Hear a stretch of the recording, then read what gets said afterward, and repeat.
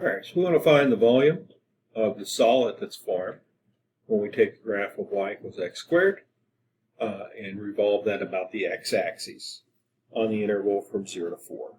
So this is what I'm just going to do a rough sketch up by hand because we're familiar with what the x squared graph looks like. All right, we just have our basic U shape right here. All right, and that's going to revolve about the axis. So I'm just going to take and do a kind of a dotted line shape here of the same shape. Reflect it so that I can get my basic shape. And then we're just going to revolve that. And it's going to generate this solid here, kind of horn shape. And we're going to go in between 0 and 4. So what we look for is, what's our radius? What's our radius? And we can see, just like the example above, our radius is just my function value. So we're set up and ready to go. Volume is just the integral from a to b of pi f of x squared.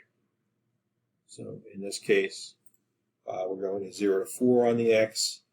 So it would be the integral from 0 to 4 of pi times f of x squared. And then we set about working this out. Pi will just pop out. Integral 0 to 4 of x to the 4th dx. It's going to be pi over 5 x to the 5th. Evaluate it between 0 and 4. And so we continue here, plugging in 4 and plugging in 0 is going to give me 1024 pi over 5, and that's cubic units. Usually don't put that out, whatever your unit would be. If the unit was inches, that would be cubic inches. If the unit was centimeters, that would be cubic centimeters or milliliters, and so on, whatever it might be. Okay. So again, the idea here is we're taking whatever our shape is. In this case, the x squared graph. We're going to revolve that so that we get that solid.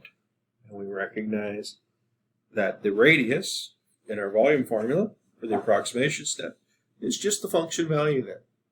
And so there we go.